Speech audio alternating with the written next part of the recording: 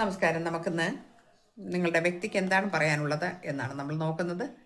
First card കിട്ടിയിരിക്കുന്നത് നോക്കട്ടെ. Secrets.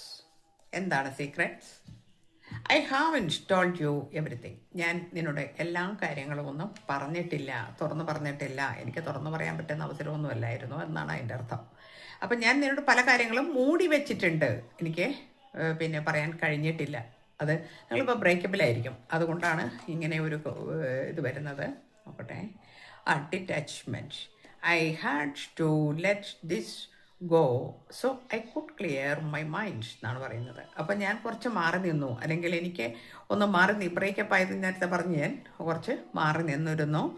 ആ മാറി നിൽക്കാൻ ഉള്ള കാരണം ഞാനൊന്ന് ഡിറ്റാച്ച്മെൻറ്റിൽ കുറച്ച് നാൾ നിന്നു. അപ്പോഴാണ് നിങ്ങൾ മെസ്സേജ് അയച്ചപ്പോഴും നിങ്ങൾ വിളിച്ചപ്പോഴും ഒന്നും ഫോൺ എടുക്കാതിരുന്നതും അത്തരം ചില വിഷമങ്ങൾ നിങ്ങൾക്ക് നേരിട്ടതും.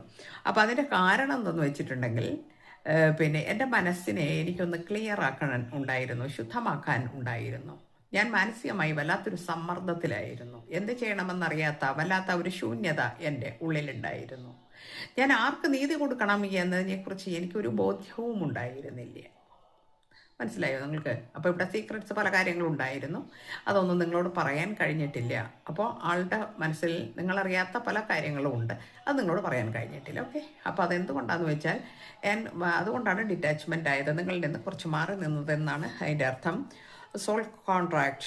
The lesson I learn from us will never be forgotten. അപ്പം ഇത് സോൾ കോൺട്രാക്റ്റാണ് നിങ്ങളുടെ ബന്ധം. അതായത് സോൾമേറ്റ്സ്, ടിൻ ഫ്ലെയിം, അതേമാതിരിയുള്ള അല്ലെങ്കിൽ പാസ്റ്റ് ലൈഫിലുള്ള ആ ബന്ധങ്ങൾ, അത് അവിടെ നിന്ന് സോൾ കോൺട്രാക്ട് ചെയ്തിട്ടാണ് നിങ്ങളിപ്പോൾ ഇവിടെ വന്നിരിക്കുന്നത്, ഭൂമിയിൽ വന്നിരിക്കുന്നത് എന്നാണ് അതിൻ്റെ അർത്ഥം.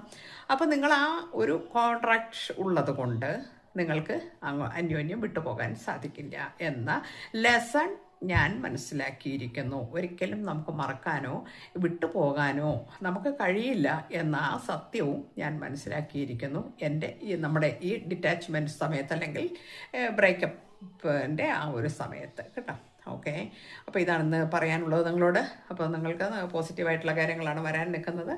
നല്ലത് വരട്ടെ. Thank you universe.